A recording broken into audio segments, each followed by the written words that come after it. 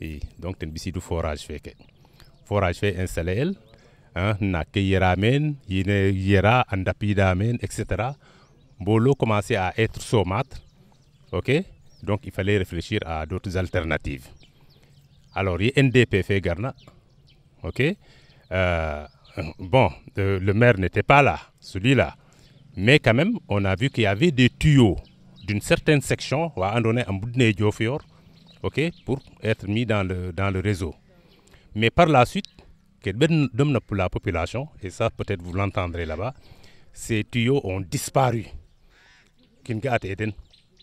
le réseau qui était là, de ces 5 millions, ok, voilà, ils l'ont raccordé dans le réseau. Et l'analyse qu'on fait aujourd'hui, c'est que est-ce que les tuyaux là en bas supportaient la pression compte tenu de la section? Et d'ailleurs, Foga mais Imbia centenaire fait, qu'est-ce qu'on a remarqué? On a remarqué que pendant les 4 jours, il n'y a pas eu de manque d'eau. Et on a conclu que Van Fawetangemana écoulé normalement, il n'y aura pas de manque d'eau. Mais Forangarek, en tout cas, ça c'est l'analyse vraiment très, très, très basse de la population. Alors, Indetaten, avec les efforts et autres là, le truc était en panne, la pompe, ok. Un vieux qui s'appelle Eliman John s'est débrouillé avec un de ses élèves, ingénieur hydraulicien, pour une pompe, à installer elle-même gratuitement. Enlever tout ce qui est eau saumâtre. Et la zone là, jusqu'à Fatiksa, c'est une zone vraiment salée, la nappe est salée. Et les études ont montré que la nappe salée là, pour la population, tous les effets quoi, que ça fait. Hogavi Men a fait surtout une politique de transfert d'eau. Donc l'eau, depuis Noto, ils ont dit qu'ils vont transférer l'eau jusque dans les îles. Mais un bitou projet fait pour le château d'eau, l'État fait vraiment nous plaider pour que le château d'eau nous gagne l'État fait le château d'eau et à reprendre le truc. Parce que le problème du NDP, c'est vraiment global. Ça, c'est un autre problème. Ça, c'est l'État, etc. Parce que certainement, il faudra des superseurs ou une pompe ou un truc qui permet de faire monter l'eau. Si tu fais monter l'eau, certainement, tu vas gêner les gens qui sont à... Vous avez posé une bonne question. Alors, bon, il faudra un arbitrage. En Baganbi, aussi, il faut dire que... En tout cas, il faut une étude technique. Il faut une étude technique. Il y a un système de nappe. Au lieu de faire le toc, on a fait un truc en souterrain. Au lieu où il y a quelques montagnes, c'est sûr que tu vas impacter les autres. Bon, il y aura une étude et les gens verront. Le réseau NDP, c'est général parce qu'on a une étude, peut-être qu'il c'est-à-dire que le réseau fait, c'est-à-dire que ça parce que quand ils l'ont fait de Tasset, parce que le forage est Tasset, tout au long, quand les maraîchers implanté parce qu'ils ont amené le tarif maraîcher. Le tarif amené, c'est il ne faut pas développer l'agriculture nous zone naga. C'est-à-dire une fois en aval, ça impacté à une. Au niveau de Palmarin, ils n'auront pas ça. Et la solution globale, je crois que générale, définitive, on en avait parlé avec le ministre la dernière fois. Déjà, parce qu'ils ont fait une étude de réactualisation du schéma directeur du NDP. Moi, personnellement, j'ai participé à ces études-là en tant qu'hydrogéologue au ministère. Oui, j'ai participé à ces études-là. Maintenant, l'étude, c'est déjà bouclé. Le problème que tu as le financement du projet. Parce que c'est à coût de 80 milliards et quelques. Il faudra le porter. Oui, on est en train de le porter. Je crois que la dernière fois, on l'a dit. Maintenant, c'est-à-dire de voir comment trouver le financement. Mais le financement, il faut aussi le dire. Parce que l'état des finances fait annoncer Sénégal, nous avons aussi joué à tête. Parce que la dernière fois, quand j'ai vu le directeur de l'OFOR, ils ont même vu des potentiels. En tout cas, on a un financé. Mais le problème est que le ministère de l'économie et des finances avait bloqué tous les projets après. Beau à stabiliser. Mais une fois que c'est levé, en tout cas, aller trouver ces fonds-là. Mais comme mesure palliative, OFOR, c'est-à-dire ils ont prévu, parce que étude ne, ils avaient prévu d'identifier 3 champs captants. Pour le moment, ils vont le faire partiellement. C'est-à-dire au lieu de les 3 champs captants, ils vont prendre le champ captant de Goro, vers Sandiara, au minimum pour renforcer le réseau fait de Tasset. Peut-être pour les autres, au niveau de Yayem, ils ont prévu de reprendre le forage, parce que je l'avais même dit, est-ce que le forage ne au niveau de Diofior, est-ce que vous mettre en service? Mais le problème en est que pour procéder à la dilution, mais le problème est de poser, c'est-à-dire la qualité de l'eau aussi, la qualité de la population. Est-ce que dilution permettre une bonne qualité sans pour autant causer des dommages?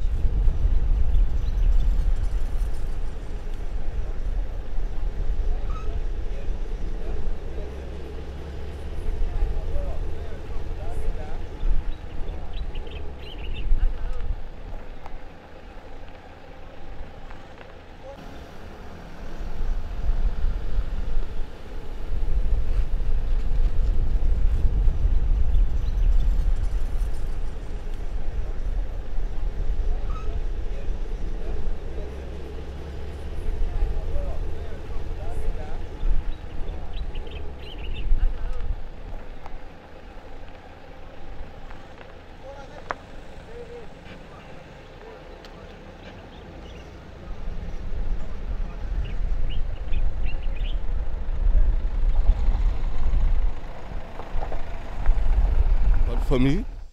ambine aussi de manière individuelle en des terrains vraiment en bandit mais aussi a une bonne volonté ka andone defa kam sate yam tam ni juma jallel mom ñaaral yal xalal ke fu kino ando dal buga ten aussi jeg ten ñaan ka le ngara deno fon deno itam ambiya ten tik yaga bol ino ten bodik ke de ngala na xana leen te de comme nous sommes des représentants de la population, nous sommes badnin madoka pour que te dimle ñam Diofior quand même xumnu na jël la ba jël keke rog moju yakara men dimal neten xana yobat ara angar alebe buga bu jël na en juma fangas ful okina galef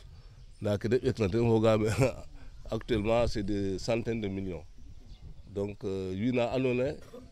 ambulant dimle la def donc yanga la dal to def état fait adamta in bo juma fe ko wago a jallel hanan leena xol yam Diofior sate rog moju sate l'islam ref nga han imam leen naw ke dal tan bu umule nu mbasa ha cungale to aussi ngidma weka andona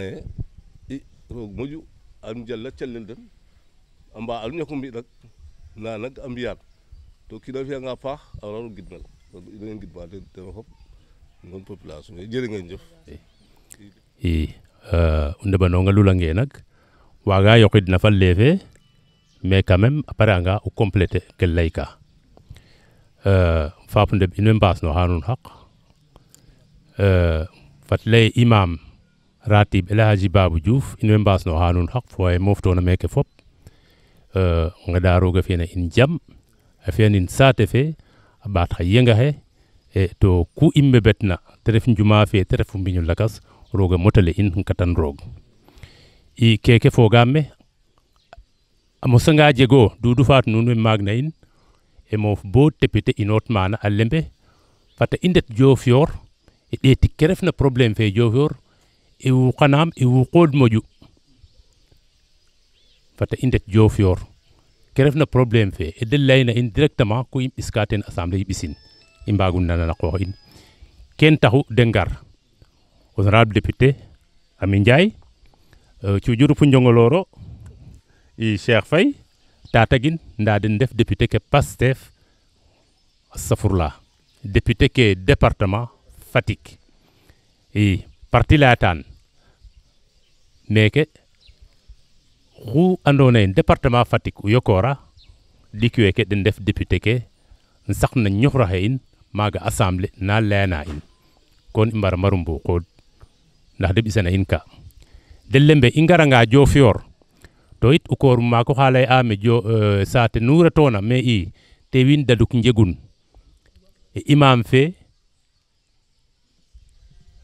jaraaf fe mbaat maire fe fu o kawloxe wiin dadu keke den njegu saax kon retangan saax fexey bo yin waago ge a den i te ref na xay maire ten ref meen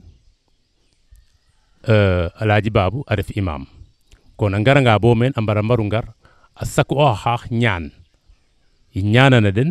ndax no ke andoona yee no keen a ngenoxan tu in mana assemblée i kaaga roog Yàlla yooɓan na den to xeɗaam te fi'in ya Rabbi na barke salatul fatiha i a saku oxanga ñaan nak i lala den itam no wallu islam ne Diofior a tolloorna de nga'in i a an it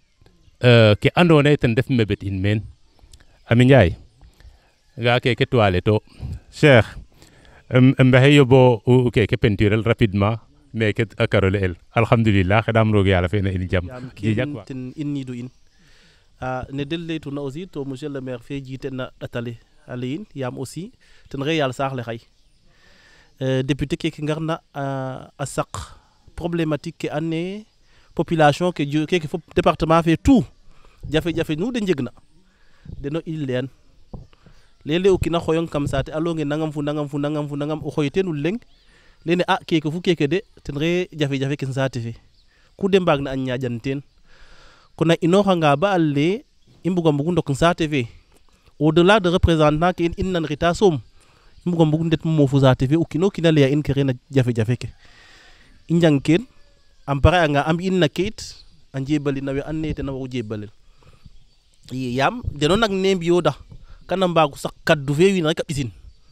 i ñaanana den aussi ñaanan mboolo ne fop bo jafe-jafe nu leyeena meeke xay a ngadwangaan roog a fi teen saafara a yoɓandin yaam ken reke andoona yee en tout cas keke re jafule i etiid nak meeke andoona yee ino fop mbogun keke re ngel ne in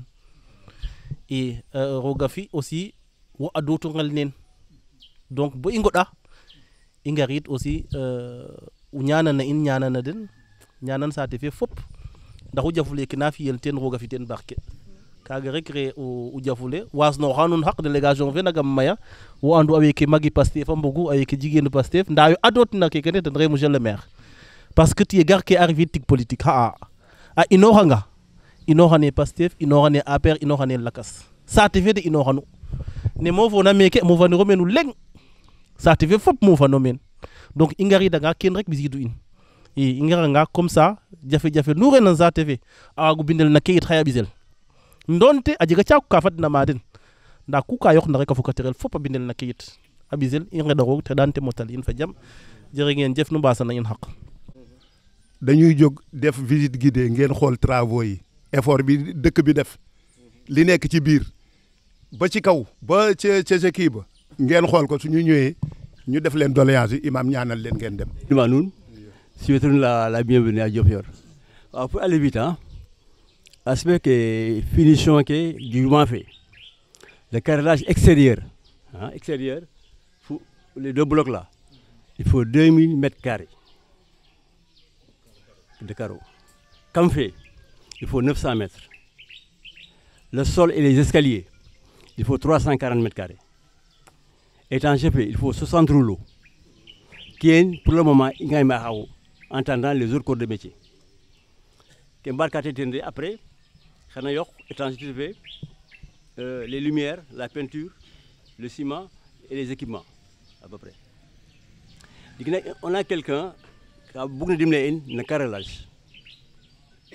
Vraiment un carrelage pas cher en télé, c'est des fins de série. Il nous va falloir injecter des problèmes de dédouanement. Après, vraiment, c'est des carreaux pas chers que nous ont proposés. Bon, il y a un dessin, un croquis, quand tiré in. En tout cas, l'étude prévisionnelle, après, en attendant les autres corps de métier, un bilan de vie. Merci beaucoup. Il n'y a pas exact. Hu refna no gonum fo simangolum adna no simno no imam fo we andoona yee den i soɓiidu meen fop kilifa ke i soɓna meen fop monsieur le maire fo le coordonnateur docteur Djidjack fo tonton Diouf yaakaaraam fa lay fe sax yaakaaraam jar e sax ka mayaam ti ndeɓ ka ten remercier o nuun parce que kene don de soi yo te xu andna we andoona yee ten adwanu saate fe ka ref le président de la république fo premier ministre a jega a place am maaka la andoona yee ka cooɗin walum diine e yaakaaraam a jega ka andoona yee na préparer an par rapport fo assise fe andoona yee ten waru jeg no walum daara ke a felanga roog in en tant que député ke warna in ten refu yee lay fo autorité ke sensibiliser a den ndet ngeɗa den pour que ngara ngemano kene parce que kene kat milliard leng xemanere million leng xemaneren te population fe den fa xoox den a mbokata xa derem den xa ɗaq den boka geenooxa kene xa lene ko kiina fi'na ten nak fi'an no leng xooxof fi'anan ndax mbin diine yo yaakaaraam kaaga fop a andan go kon donc in way ngidma nuun a paax e ngeɗa o imam aussi ka ñaananu in fo andoona yee ken i sumbu pour département fe rooga yoɓanan no in mais a ñaanan au président de la république fo premier ministre aussi tam ke ta yena andoona Sénégal aussi tam ka waaga jeg kene daal kem jig kem layuma ten simna fop wasnoxa nuun fop xaq salaamaaleykum imam ale oxo simna nuun mboole ne ale o xetu leke i ngetna meen ke waraluna a ref l'islam ke waraluna a ref l'islam soom to o xet l'islam to o xet l'islam tig cegu njiriñ a ref tig cegu o njiriñ a ref xaye nak in way leya nuun ne imam ale oxo leya nuun ne saɗakinoox nuno fop nu saɗakinoox ndax nu ngaranga meke Diofior nu ngaranga meke Diofior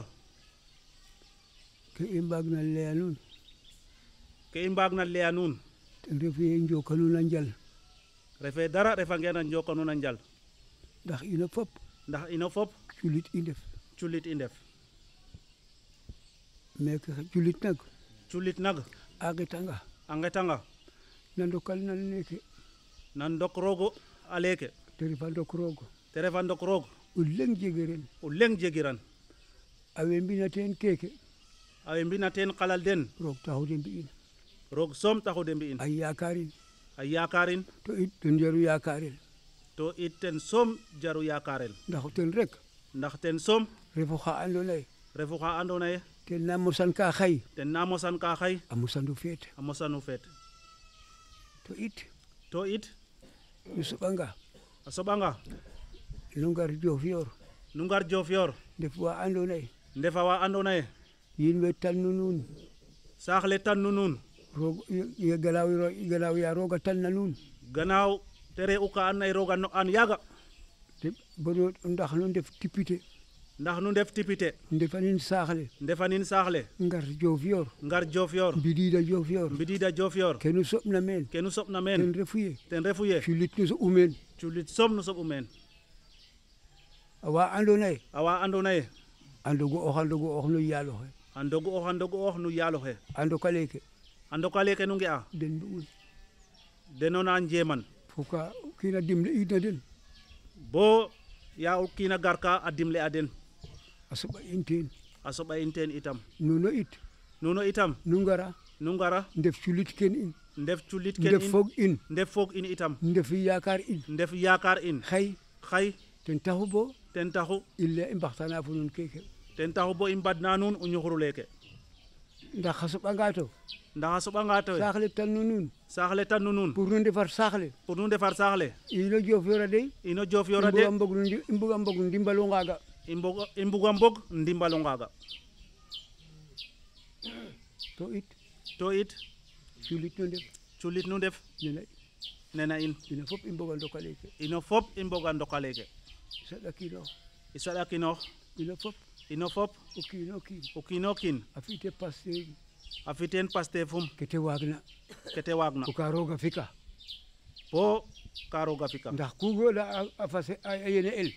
ge'oona a yene el roog na motale kan de roog soom na motale kan xeɗano jafule nuun xeeke rooga fi teen barke a motal fop ino fop i mbogin ke rek bugmo lay machallah ino fop mbogun isa ɗakinoox bo ka roog a fika ten o xene na o jeguna ndax i njegeren de roog jegun de a ndok roog a ref oxu fina teen tig xooxof fi'anano leŋ fi'ane kiid teen tig a refange xooxof ken i mbogu laya nuun nu nan keen nu nanangaan it nu saxin keke rek a ref i mbi ñaan ndax roog a fi jam saax le amin amin amin amin a fi xiiwal saax le amin amin amin a fi'ana in tawfiq te refu mucc amin lante fi'anin fop a mbi'anin fop amin na xormana Muhammad sallallahu alaihi wasallam fata njaab amin أعوذ بالله من الشيطان الرجيم بسم الله الرحمن الرحيم الحمد لله رب العالمين الرحمن الرحيم مالك يوم الدين إياك نعبد وإياك نستعين اهدنا الصراط المستقيم صراط الذين أنعمت عليهم خير المغضوب عليهم ولا الضالين آمين اللهم إنا أسألك يا ساهدا خير خائب ويا قريبا خير بعيد أن تجعلنا من أمرنا فرجا ومخرجا أن تعفو فضلك عن ذنوبنا تتجاوز عن سيئاتنا تستر بجميع سرق وأخمالنا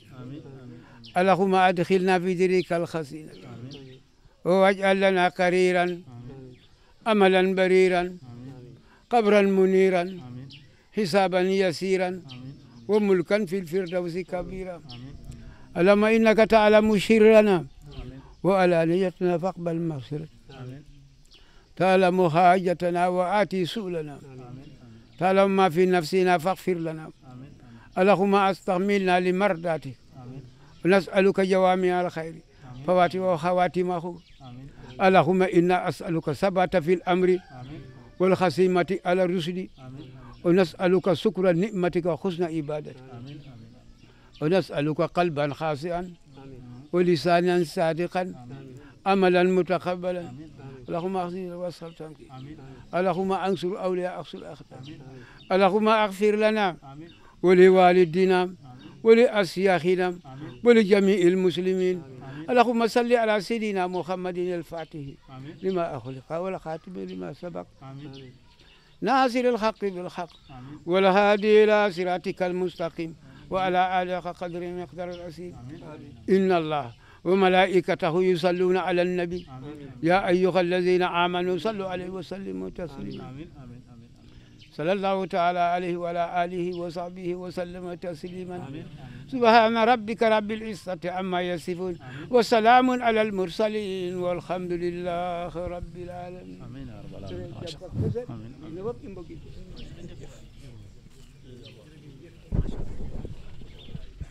Cette situation donc a occasionné un déficit des locaux avec comme conséquence l'absence de bureau pour l'administration du district. Parce que ici c'est le centre de santé de référence. Dans le centre de santé de référence, on doit héberger en même temps le district.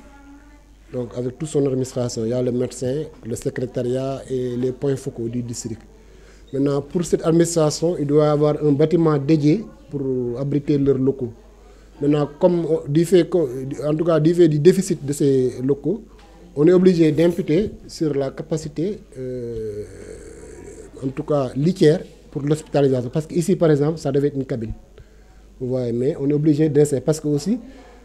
bon, quel que soit l'engagement qu'on peut avoir pour la population, il y a quand même l'équipe qui dirige doit vraiment être installée. Ça, tout le monde est d'accord que c'est des choses qui ne peuvent pas manquer. Donc, c'est vraiment le premier défi majeur, c'est le déficit en infrastructure. Donc, on n'a pas un bâtiment administratif qui doit avoir donc une salle de réunion. Mais aussi, on a la délocalisation du cabinet dentaire dans une maison conventionnée par la commune. Donc ça, monsieur le maire, en tout cas, il connaît bien l'histoire. Donc actuellement, le cabinet dentaire est en face du centre de santé. Donc c'est une maison que la mairie s'est engagée pour payer le loyer et on a installé là-bas le dentiste. Donc bon, là tout le monde connaît l'inconvénient parce que voilà, donc ce qui fait partie de nous, on est obligé de le séparer. Donc du point de vue organisationnel, c'est plus compliqué quand on fait le tour chaque matin. Mais aussi ça a un autre coût parce qu'il faut payer pour pouvoir garder donc, le local. Mais également l'unité de soins ophtalmo. Donc ophtalmo aussi, parce que il y a un cabinet mais il y a ophtalmologie. Moi, c'est encore plus loin, il est à 500 mètres. Donc là, c'est un mécène qui nous a prêté son local. En l'occurrence, M. Moustapha Faye, si je me trompe. Voilà, donc mon temps faut le nek. Maintenant, donc l'administration, comme je l'ai dit, utilise donc les cabines d'hospitalisation et quelques salles aménagées donc pour les circonstances, comme le bureau, et la salle de réunion, qui est située donc au niveau du foyer des jeunes. Donc là, parce que comme on l'a dit, dans la coordination, on a besoin de faire des réunions. Bon, Honorable en connaît quelque chose, parce qu'il sait qu'il y a des réunions de coordination qui se tiennent mensuellement pour pouvoir donc voir les performances des districts. Donc on est obligé d'aller jusqu'au foyer des jeunes pour pouvoir tenir cette réunion. Et les unités de tri et des soins sont aménagées au niveau de l'IAE. C'est ce que je vous avais montré. Donc normalement tout ça, ça devait être séparé. Il y a tri enfants, tri adultes, mais du fait qu'on n'a pas assez d'espace, on a tout condensé. Maintenant, pour revenir au cabinet dentaire, donc ils disposent de fauteuils dentaires quand même, mais c'est de deuxième main. Parce que souvent c'est des dons de partenaires, donc vraiment c'est des fauteuils, certes fonctionnels, voilà, mais quand même pas à 100% pour certains. Et ils ne disposent pas donc de radiographie panoramique dentaire. Bon, ça aussi, actuellement, ça fait partie des recommandations parce que maintenant, les cabinets dentaires, on doit avoir le panorama dentaire. Ça permet de pousser l'exploration pour certaines affections dentaires. Et tout ça, c'est important pour la population. Maintenant, pour l'unité ophtalmo, donc là, c'est là où il y a vraiment le plus grand manquement en termes d'équipement.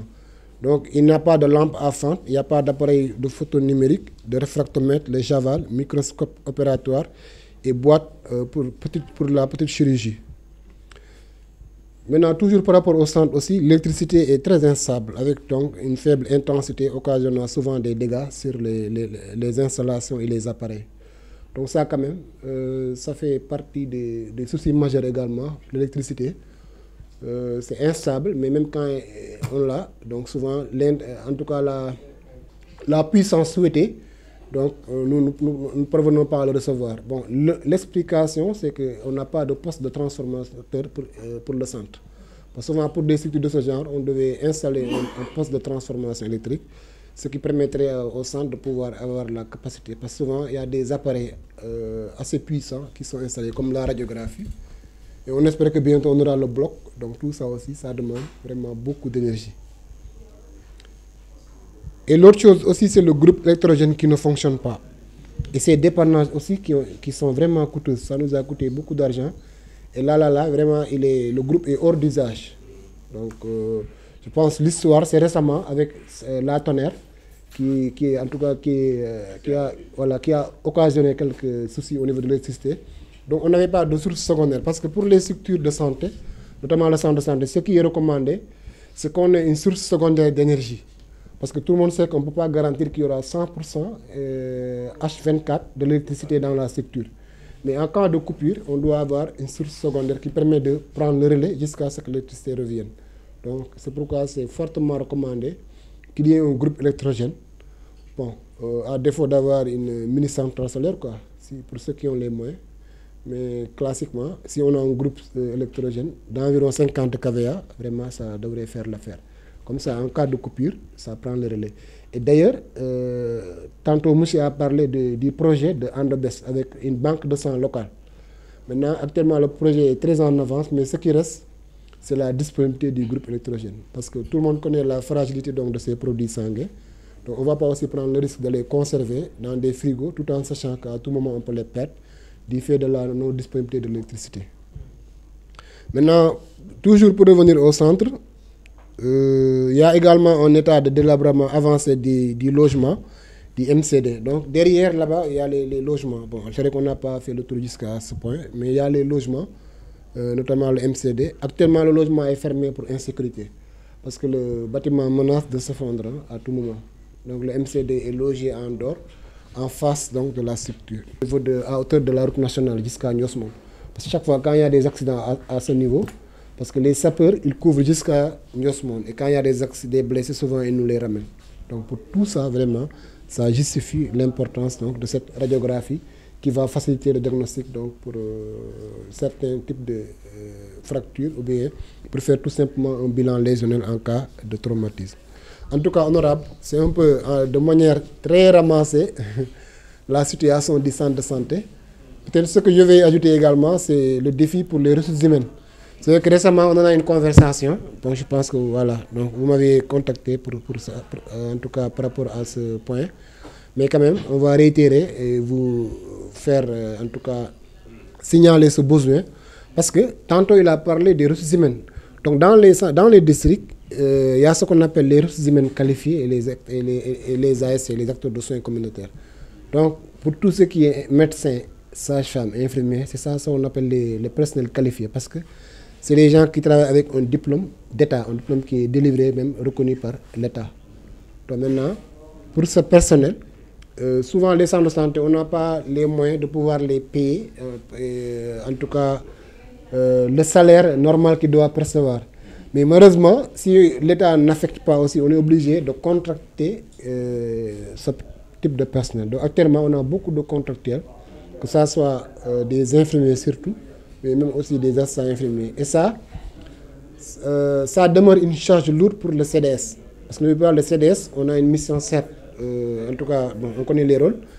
Mais si le CDS a beaucoup de charges par rapport aux ressources humaines, il ne pourra pas beaucoup investir dans le centre de santé. Peut-être si on avait allégé cette charge, peut-être le CDS pouvait avoir même les moyens, pourquoi pas même décanter un groupe électrogène ou bien construire une salle de réunion. Mais tant que les charges sont très lourdes pour le CDS, donc vous voyez que ça va impacter même sur les possibilités qu'on aura pour régler certains problèmes. Voilà donc vraiment honorable ce que je pouvais dire de façon ramassée par rapport à la structure, donc le centre de santé. Tout en vous remerciant encore vraiment de la disponibilité et de l'attention que vous accordez à la structure. Je sais que ce n'est pas la première fois que vous venez dans la structure. Et j'ose croire que aussi ce ne sera pas la dernière fois. man boo gisee bu ma nekkee ci plateau yi li may tudd Diofior am na benn jour waa Tataguine na ma Diofior ngay tudd ma ne ko parce que dama xam lu ñuy dund. En 2007 fii laa defee sama stage rural mais j'avoue que le centre de santé dafa mel ni day gën a arrière. Ça veut dire que y a loo xam ne état da ko warloo ak askanu Diofior mu war ko def et incha allah en tant que député du département. Aussi tam mais en tant que acteur sanitaire aussi tam dinañ def le plaidoyer les autorités xam li nga xam ne moo nekk Diofior parce que lii moom pour dire vrai y a de ces postes yoo xam ne vraiment ñoo gën a nanti par rapport ak li nga xam ne moom lañ fekk à Diofior man j'étais à Dakar poste laa yoroon mais y avait tout là-bas xam nga malade day soxla bu ñëwee ci bërëb maanaam lu mu bëgg a def moom mu ñëw fekk ko sur place mu def ko te aussi tam nu ñu ko waxee structure bi aussi tam noonu lay def di ci gagner en tout cas ñu ngi leen di encourager parce que c'est pas facile ça se voit que ne état am na lu bëri loo xam ne war na ko mun a def ci santé surtout ci département Fatick dem nañ hôpital régional fekk les sages-femmes di def les consultations ci couloir yi mais liñ fekk fii tey moom vraiment moo gën a doy waar loolu kon donc nous vous encourageons et yaakaar naa dina baax on va porter vraiment le plaidoyer auprès des autorités merci. ngarit bo Diofior kaga moom in kontaan ten torop lela nuun in kontaan ten roog moƴu fo doole i anda mission fe nu cooxeena roog moƴu nu remplir an yaam le fait que nu an ke saate ke soxlana donc kaga sax premier calel a ref roog a fi'a nuno ye ngarna meeke xay te ref Cheikh Faye a ref Ami Ndiaye a ndef fog in ba andoona yee meeke genuna Sinig a ngenu Cheikh Faye feeke fog nuun a ref yaam no te laytuna fa yiil a ref c'est la zone de Tataguine yiil Gilbert feeke andoona ten ref meen docteur a andan a paax te mos fi'it meeke encore stage meeke centre de santé de Diofior to yaakaaraam ne leena Diofior centre de santé a foga problème ke ten te re'u meen Ami Ndiaye feke aussi a refu kiinu xa andoona itam xam-xam fe ten fop na foofi hydraulique a ɓisun te ref donc te foog aussi mbébét ke andoona yee Diofior a jegaan a ref donc o ɓiy département fe donc vraiment waagaam o lay chance o maak a re pour ino iyo mi nag nu mbi'a le tour i ndeta maana forage nu nga'a problème ka ma juma fe fu centre de santé fe ke layka nak ten la commune de Diofior comme nenu antuna a foga fog première commune ke andoona yee den créé dans le département en 90. Je pense qu'après Fatick, Diofior, c'est la première commune qui a été créée, donc avant la communalisation intégrale, qui a un statut de commune agglomération. Les communes qui ont des limites, qui est la particularité de Diofior. Donc, pratiquement la deuxième agglomération du département de Fatick. Comme nous l'avons agglomération, qui mom allé que on va rek pour que anone tenu lete wala noru nanit waru lay agglomération to nous a les infrastructures que vraiment ça manque beaucoup à Diofior honorable et problème que il ñu moju ñek fop il vient dans un plan de développement parce que quand même quand il vient chaque année chaque 5 ans quand même on respecte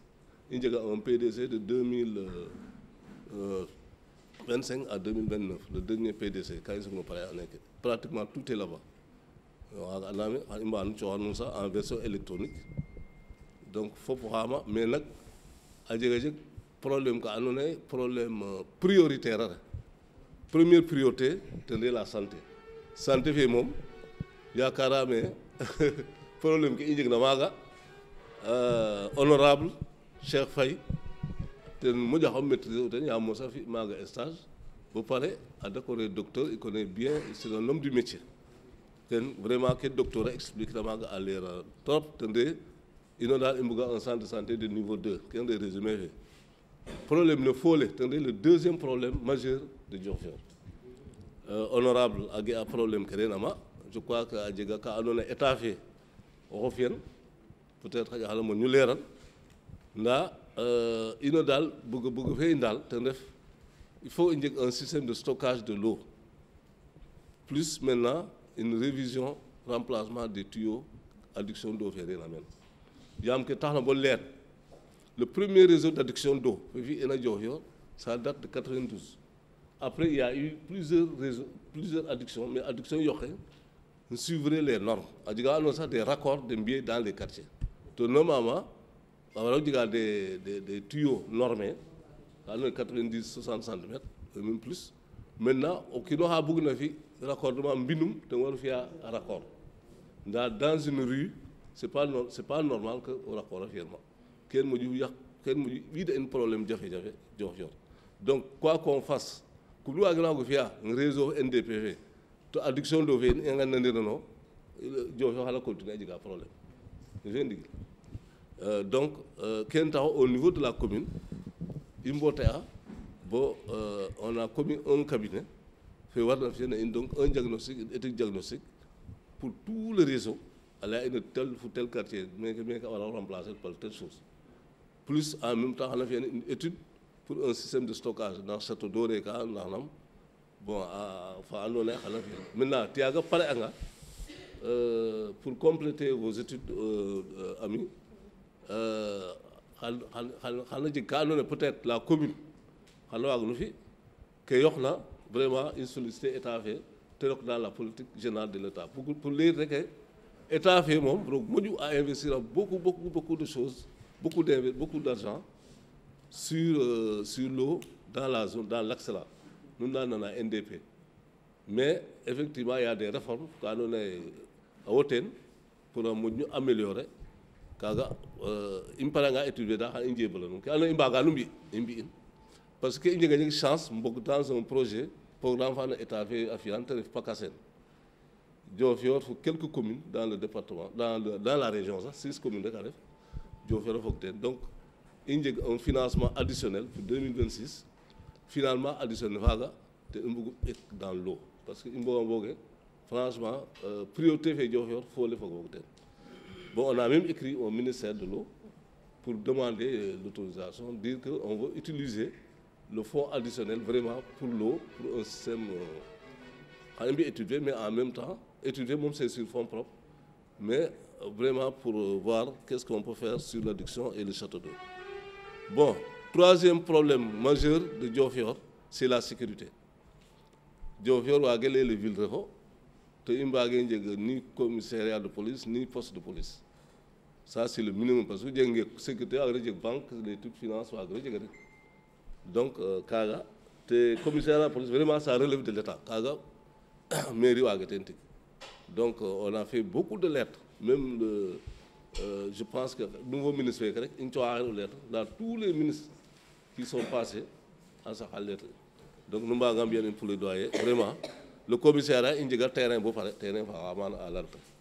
On a le terrain, on a tout. Bon, donc, il y a des délibérations, il y a des problèmes. Quatrième problème, c'est le problème des inondations. Problème d'assainissement. Diofior a beaucoup de bas-fonds. Bas-fonds qu'a donné, faut vite vraiment avoir une inondation. 2013, il y a une inondation. Mais il faut le mettre à moi avec inondation. Donc il faut un système d'évacuation des eaux pluviales. Le ministère de l'eau, Angara, va bien le tracé de canalisation. L'étude est là. Donc, au réellement, il reste qu'à faire vraiment l'exécution. On a aussi comme ça, nous avons un document qui est bon, cinquième problème, évidemment, c'est toujours l'éducation. Qui va aller dans toutes les éducations. Machallah, l'éducation, il y a beaucoup de ce qu'on appelle investissement humain. Première école que tout, ça a démarré par des investissements humains, par des parents d'élèves. Bon, il m'a dit, même le lycée, ça, pratiquement, investissement humain démarré tout. Donc, il est temps vraiment, un lycée moderne, on est état fait, plus maintenant, vraiment, une agglomération d'un point, au moins la commune, qui est supposée pouvoir être la locomotive des autres communes de la zone, parce qu'à la zone indienne, c'est une zone, on peut dire, un peu, bon, pas enclavée, mais un peu à l'écart du département de Fatick, à partir de Ndiosmone. Donc, ce qui serait bon, c'est que du point de vue santé et éducation, quand même, qu'on ait le minimum ici. Surtout en matière universitaire, il est temps quand même qu'il y ait une UFR au niveau de la zone. Et on pense que une UFR de l'université Sine Saloum. On a écrit, bon, on a même de l'espace parce que derrière le lycée, il y a de l'espace là-bas. Bon, il y a d'autres espaces près derrière le centre de formation. Quand on est l'ancien maire à prévoir, ça fait un total de 8 hectares. Donc, vraiment, UFR du Sine Saloum arrive dans la zone, au moins, à polariser la zone ouest. Bon, ça, c'est les jeunes qui vont beaucoup en parler. Pour le sport, là aussi, la commune a fait beaucoup d'efforts. A fait un stade à Murine, la tribune aussi du stade, mais évidemment avec le Pakasen qu'on a, donc ce qui manque vraiment, c'est que les gosses avec des mondiales, un gazon plus projecteur, ça va permettre au moins, match qui n'a bien zone fait que faut mais que beau palmarin, des matchs nocturnes ou la casse, c'est ça l'objectif qui est recherché parce que Diofior somme du Goumen un stade avec une tribune dans toute la zone. Mais il faut, parce que qui n'avance pas, regresse. Donc il faut y avancer, c'est-à-dire, il y a là vraiment que l'État fait adopter. Nous aussi, nous avons des partenaires parce que c'est pas toujours l'État qui doit tout faire. Personnellement, nous avons des partenaires qui ont aussi. Vous avez des gazons pour projecteur. En tout cas, la commune est preneur. On est même prêt. Il y a un partenariat gagnant-gagnant à donner. te rentabiliser jusqu'à un certain temps, jusqu'à revenir, nous on est prêts à toutes les formes. Bon, et enfin, la voirie. Voirie, vraiment là, nous avons pratiquement du voirie. Voirie fait le côté ou à l'intérieur, voilà, donc il faut que une voirie soit annonée des rues comme ça, soit à Talikaro ou à Lekeye, bon au moins à la lutte, aspect ville, au moins à Diofior. Assalamu alaikum wa rahmatullah. Merci simna hu tewna meke xay. Simna honorable député ke andona den inoru au niveau de Dakar. Angen fa in, andef député in. Député Fatick. Député nak roga fiya o dodange na gox. Ku andona e mbebeto men rek warano wago bis au niveau de l'hémicycle. Ino ngidma nuun a paax sant a nuun parce que keke comme ne ta layteena meen rek c'est une première to o kiina ga'anga tig ko laytan ne ta jegitna déplacer oox ngar mbi'a des tournées dans le département fe andoona yee men nu mbogu recueillir doléance ke andoona yee den def au niveau des collectivités ta fiyel nekk assemblée populaire o kiino kiina lay soxla fe ten peut-être temps fe ci teerun sax yaam ke nu ndok na kam saate fo menu ɓeer na fop ndaa depuis nges na a jega wa andoona yee meke 9 heures soɓuma den des dames xatoor ye i ngara rek xetam fa den da ngaada ndaa kas dame den wax deg roog moƴu a re'angiran saal ne ka may ka bo wiin we ngeenu maana tafi parce que ngar yo lay problème saax nuun oxu xooyteena ten o garu jaab jërë ngeen jëf yenu njeg na xalaat fe bo mbaago mbadid meke Diofior nan giloox population fe bo da laya nuun problème ke ndena meen comme ne Sophia laytuna yaasam nu mbadanga parce que député ka jeg a keen o fadanga ko janga parole lay ke andoona yee ten def problème département of i miñanga a meen député ka andoona yee ka i mbotnooxa den bo ngiij to i ƴokkee den xeɗaam kaaga ba dala nuun mu i mbodna daal à partir de xaye keke nu ngotitna meen ino we ƴooklooxa nuun à travers l'écran ƴooka Ami Ndiaye ƴooka Cheikh Faye lay ka i lay ina de a jega ka duqeena teen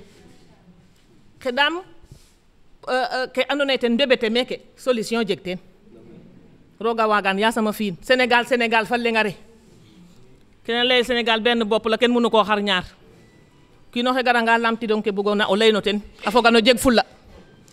affaire ken rew we a maya lo Sophia layan financement rek a demander a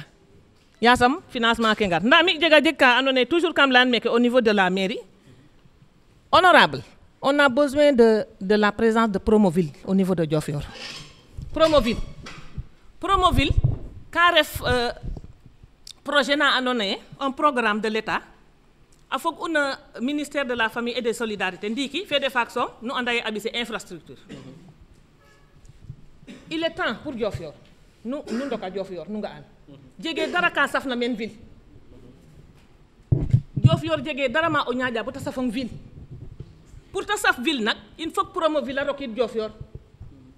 a tracer anan ina Diofior a xuyana ina Diofior a fiyana in mel des routes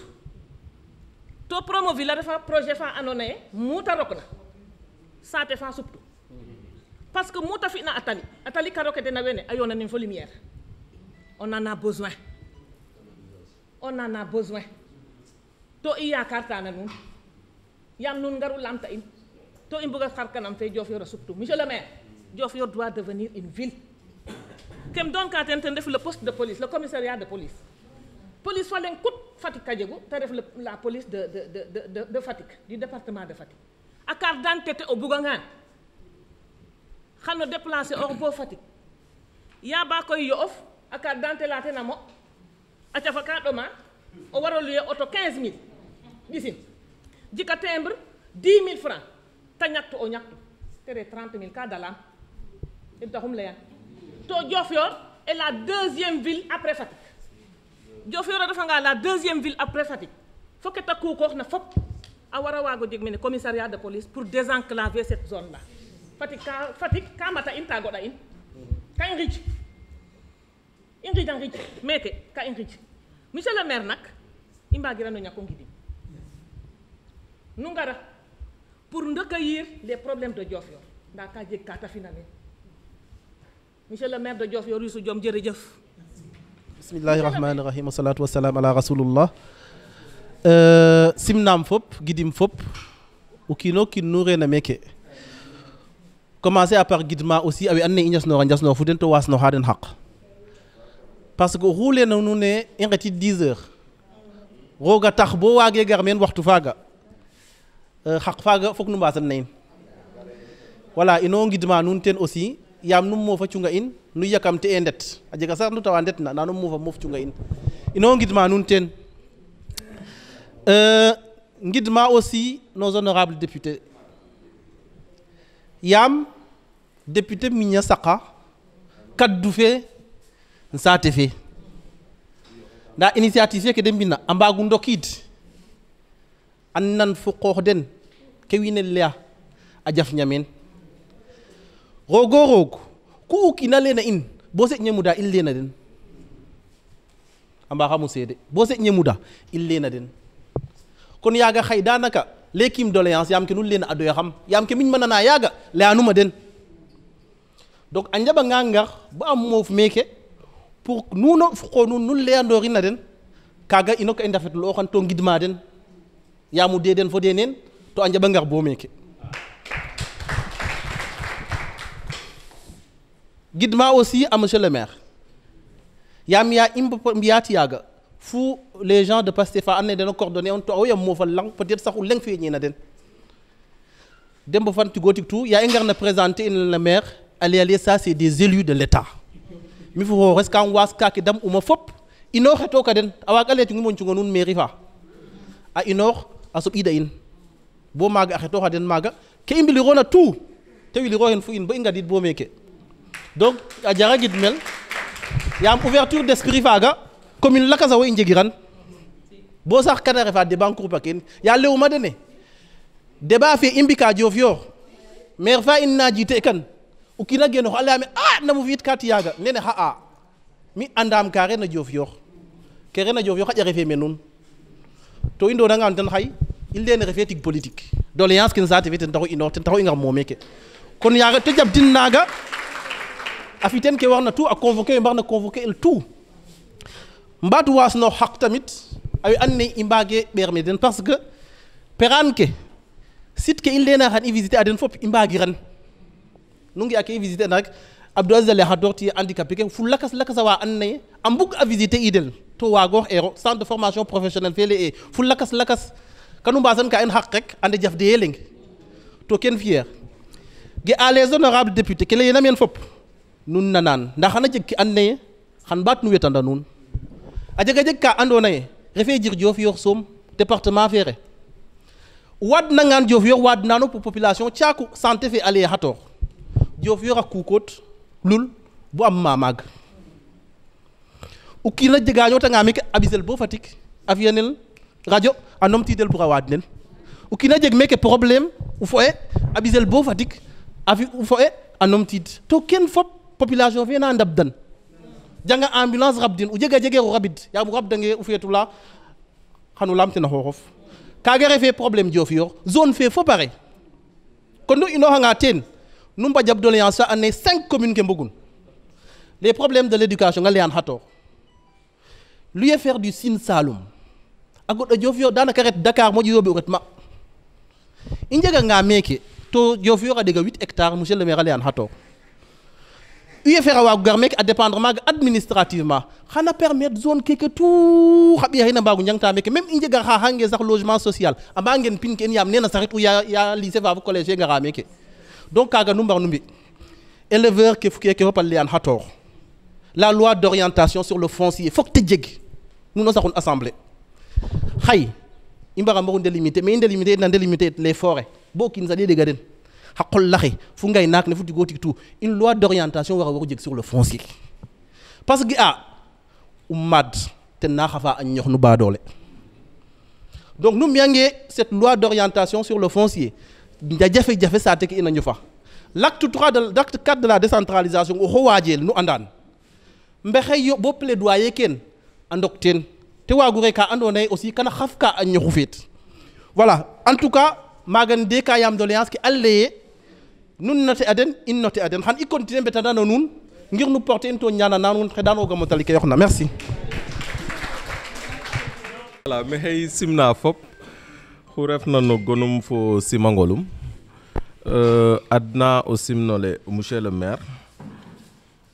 mosnuxa a keenum comme ne Djidjack a laytuna kene de i commencer a tourner fe mais bugima leme mene soom i njig kan mais anda me i njegatanga nit ref ke daduk waat na xuk kene nak keta laltina ten refu ye Diofior ten refu ke ɓelna nuun fop o njëriñ Diofior ten refu ke andoona yee ten na fokata nuun ram yakarame i politique anga bo pang passer anga élection ke yoqna ten refu liggéey e yakaram in naranga liggéey saate fe in fop in mbaru coɗoid xa ɓay pour liggéey saate fe kon donc monsieur le maire in way remercier a kene fa paax a paax a paax a paax simna o Djidjack docteur Djidjack na kena xum na Pastef mais na kena xum no Diofior a mosa trop na i andru bo ndiik no kana avancer na département fe tena ñaaƴa mais kana avancer na aussi tam commune Diofior tena ñaaƴa simna o ma Patar Moustapha Diouf fo wa Pastef Diofior fop xeƴe i limanga ani Ndioum honorable Sofiatou in way simnang nga ge'anum mana Ciñana in way simna den a paax parce que xa teɓanonga xe aussi tam no Pastef a mbogu simna o fog Diofior fop we teewna meen te mbaasnuxa nuun xaq ram heure fe i cooɗ'tina xeƴe i laaca tarde teen o ndik in way mbaasnuxa nuun xaq a paax waajur in nu ndefu objectif fe tourner na nak in ti leye i cungke rek Djidjack a leya in chaque jour oxe leya ine den fop xurna xe cooɗa a remonter a information ke mais ti ley ti mbi'ka tournée départementale andoona yee 17 commune fe composé na département Fatick fop ti mbidka den i lemke nak mene i ndetka manam ti ngaƴa askan fe den fa xoox den ka orienter o in me andoona yee problème den maaga xuptu i ndetta mais yakarame approche fe andoona yee ten Diofior a mbi'u yakarame approche moƴeer na ref approche fa faaxna parce que xaye im ɗeetanga we njangna mene parole fop o ɗeetanga na jiga wa andoona yee ten a représenter u te kaaga refu Sénégal kon donc docteur Djidjack une fois de plus in way remercier ang a paax a paax a paax leya nuun aussi tournée fe objectif fe ten refu ye i ngar mbaxtaan fo askan fe ndax député jige budget ke ta waagna ten refu ye o jaf masiku nofu masiku a ngid masiku mais o donu masiku a wara wa moof a leyanan askan we me andoona yee manam den mbade maaga a servir den de relais fo gouvernement fe ten taxu i leye in ani mbudoox nandilux askan we ke andoona yee ten refu jafe-jafe den nandilux den ke andoona yee ten refu coona den i ngot kaaga i remonter in aussi tam topin andoona yee aussi gouvernement fe ten fa xoonin kat ka moƴa geenoox département Fatick aussi tam par rapport no mayu ka andoona jafe-jafe yo maaga mais aussi ngar ngeeno mbaxtaan fo nuun i moƴa andir parce que o kiin o layanga yee ko représenter an a wara an wo refu an mais wo aussi tam wara an diw feke refu an i mbaage an fop mais xaye i ngaranga Diofior ana jeg ka andoona yee a tagid ani anda den mais ana jeg fa layana andoona yee i moofanga no bureau in assemblée nationale ani mbetton woye ministre fe ga'anga assemblée nationale ani mbetan woye re ndetna Diofior de a jigo tew xa lay ina kene tew xa koor xa lay ina kaana kaaga ka jig solo manam mémoire fa andoona yee mémoire fa faaxna yo quoi i njanganga ke andoona yee ten refu interpellation ke i njigna i commencer it pog in Aziz leyan na handicapé ke in way mosnuxa xaqadu xe a mosa lool comme ne Djidjack a laytuna i mbaage mbi fop mais in way meen pour xa qiid xa ɓetak qiid xa ɓetak axe mbaganga itam mana ina faganga yakaram Pastef ana ref meen fi bo 2050 voilà o fiyangaan a interpeller in par rapport fo problème mobilité notamment ke refna xa pousse axe fo ke andoona yee manam den ka njefandikoo kan yakarame oxe andoona yee ten nommé e directeur général de l'action sociale Boucar Diouf ten refu le coordonnateur départemental ten fi'e directeur a jiga calel ka andoona yee ten fo xooxum reka nommé ena a jega ke fi'na ten notamment matériel ka andoona yee matériel médical o ka distribuer dans l'ensemble des 17 communes du département et aussi par rapport no xa puus-puus a xeene aussi a jega ka andoona a sik antenne mais comme demande fere mayna raaga a jega orientation fe andoona xaƴe a cooɗtante mais inchallah a felanga roog ani ɓaatna rapprocher a felanga roog ka dimle'o in pour que aussi tam kaaga a waa gar no département Fatick. Par rapport fo loi d'orientation fe c'est vrai a voté e mais ka jeg décret d'application mayu ka andoona yee ka war a accompagner loi faaga notamment ke andoona yee ten refu carte d'égalité d'échange andoona yee signature ke war ena signer ten no année fe a neewa neew trop ka warel a yoq e yakarame gouvernement fe xey liggéeya ten aussi tam pour carte kaaga aussi tam a waa disponible fo we andoona yee bo we andoona yee den ndefu waaw laago ke aussi tam mba ngota carte kaaga a mba njëfandikoox ten no hôpital ke wala structure ke andoona yee ten refu structure étatique ke mais bourse de sécurité sociale kare u ndimbal fa andoona yee régime fe baftina meen o ten initiative fe et in aussi i mosluxane parce que ka warna refo mais pour im cooɗo nuun information bourse faaga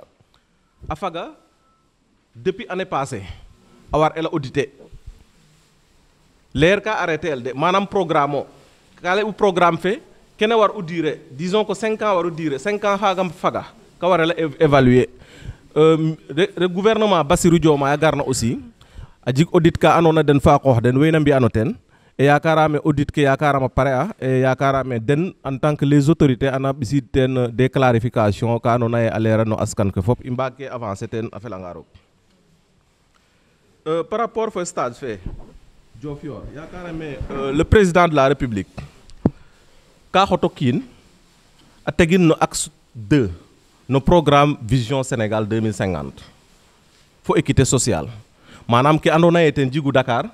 awa jig meke Diofior a jig ta tegina la i ngen na jigo mbiño lakas e yakarame o ɗeetanga programme faaga le président de la République ten taxu ka leye bugatim xaye courant a traverser saate te fudwe maaga bugatim o foofi a traverser saate te fudwe maaga e yakarame wey no projet faaga wey na liggéeyate e ku warna ten a felanga roog in itam in en tant que député ani ngeenoox meen im buga lay terminer no wàllum santé rek par rapport fo le centre de santé de Diofior je dirais sax leykim centre de santé parce que xene anda poste fe re uma à Dakar mais a leerane poste es faaga ten moƴu le centre de santé de Diofior ça veut dire que maaga aussi kem leyma le médecin chef rek ten refu ye construction i soxla u parce que kuy and na mbi'a tey leye construction rek manam problème ka jig ka santé nag o ɗeetangaan au niveau du département wala Sénégal problème lengo mais xaye Diofior ka jig particularité fa jigna a te ko janga axe fene fop jige structure de référence manam xaye o kiina ɓolo anga mene i ngeɗeer no roog sax na ɗatale manam il faut que évacuer in bo Fatick karta fi'ik radiographie pour a wa tabaxel ge andoona yee meeke o normalement a war a fi radio meeke Diofior ka ɗeeto a ɓolwangeer mene ɓolwanga sax a wara wa jang prise en charge wala a wara wa xeedit mene Diofior kon donc i mbara mbanget à ce que Diofior a jeg hôpital de niveau 3 wala centre de santé fa andoona centre de santé Sonipa ref ka andoona yee ka jeg ka bloc opératoire in kene yin fop kaaga koy ani ngeenoox ten en tant que honorable député im fadanga Dakar am bin directrice Diem e andoona yee ten siku infrastructure fo équipement rendre une compte par rapport problème ke andoona yee ten Diofior a jigu actuellement mais ke andoona yee ten i mbugu am bin le ministre de la santé a felanga roog kam semaine ne i njeganga toujours no santé faaga a jiga audience fe i njig ina avec le DRH du ministère de la santé xoy am le médecin docteur Sarr ka fi'anam recensement personnel communautaire ke andoona yee ten ndefu meen andoona yee c'est des diplômés fo expression de besoin ke andoona yee a soxla'an en matériel médical mais aussi tam en personnel a fi'an et aussi rem jigma audience fo le DRH du ministère de la santé i cooɗaan liste fe et in way topan ngeɗa roog yasam rooga a sotti nin a paax a paax a paax a problème a ɗatale aussi tam bon yakarame tournée fe i mbi'ina Fatick re i mbi'an coordinateur Promovir Serigne Ndiaye ka war u yoon fo in parce que xaye o ɗeetangan Fatick yakarame commune ɗik i njigu ke taxna um lema commune quoi no ancien voilà kene ke quoi kon donc commune kaga ville kaga commune ville kaga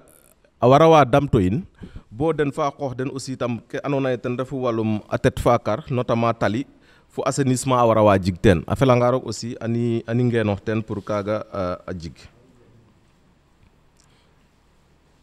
par rapport fo forage volu bétail in kene aliment kene yakaram gouvernement Bassirou Diomaye rek garna avant ka fi'a dara ka jig xalada xa andoona yee we andoona yee den nde u men a mbi'an peut-être fo les banques wala les bailleurs fe andoona yee ten yo'nuxoogu no walu qooq président Bassirou Diomaye a suto enveloppe xa jigna solo a ɓekin no andoona yee ten refu a qooq ale mais i ɗeeta aussi tam engrais aussi tam a jiga avancement ka andoona yee a jiga teen saate fay waage a jeki rek a soti andoor mais ndam yo ye Bassirou Diomaye a qooxooxo Ousmane Sonko a qooxooxo in weeke xooxoox i ndefu kon donc ku i mbaag na mbi na qooq wala ku ta waag na fi na qooq yakarame ana fi in teen et i nana aussi tam ke andoona yee ten refu préoccupation ke a felanga roog anim bokatin no document fe andoona yee ten i nara du partager avec les autorités gimame bon par rapport aussi fo découpage fe yakarame Sénégal fo paye jijak o janganga commune Tataguine ko ƴufa gar bo pulto ko xey kam Thiadiaye commune Tataguine a fog manam c'est vrai wiin we mbara ɓaata mbi découpage pour a ɓaata ɗeetatin aussi tam manam commune ke neka fonctionner ta o ɗeet janga Ziguinchor Ousmane Sonko i ɗeetanga rek a refa maire a jiga ke ta mosna lay teen den fa a qoox den boka ɓisidma problème jigee meka lo'ayo sax mbalit no commune fa andoona yee ka ref frontière fo Ziguinchor ten a lo'oogu mbalit den boka ɓisid problème je pense que i seetanga vidéo kaaga oxey layoogu à ce que vraiment an kaaga ɗeetatnel comme ten refu premier ministre yakarame i notifier angaan aussi problème ne a wara jig jeege ko andoona yee ana fi'in ta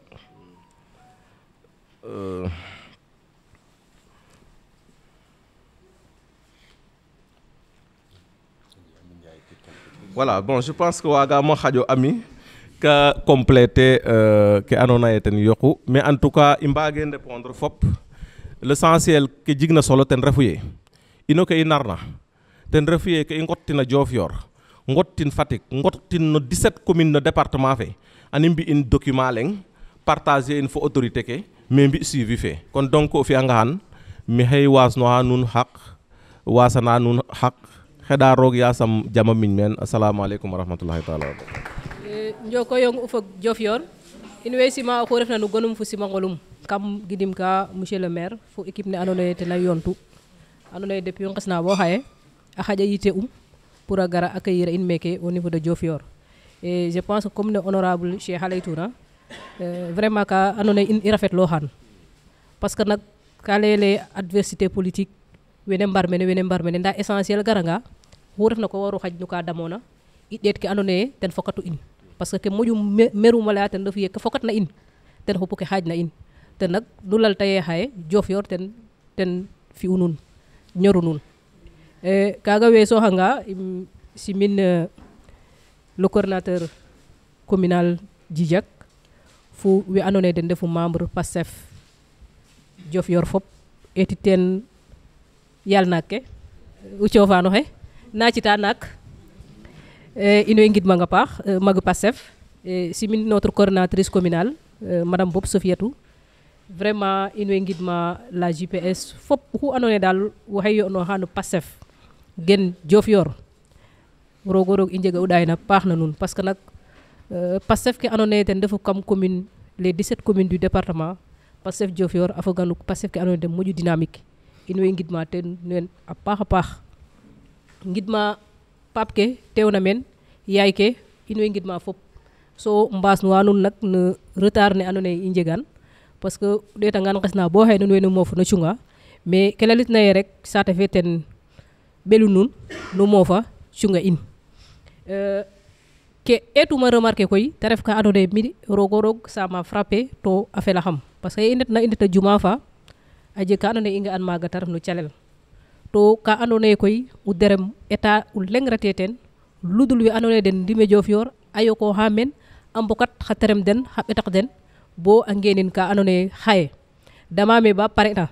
kam région de Fatick xano widin men mais pour o ga juma fa nan naaga ka jafeñ na ref ka kaaga nag ta ref ka andoona yee ka jeg solo a jega xelew na ndiiki refee juma fe soom mais daanaka ke moƴna may teen no école meeke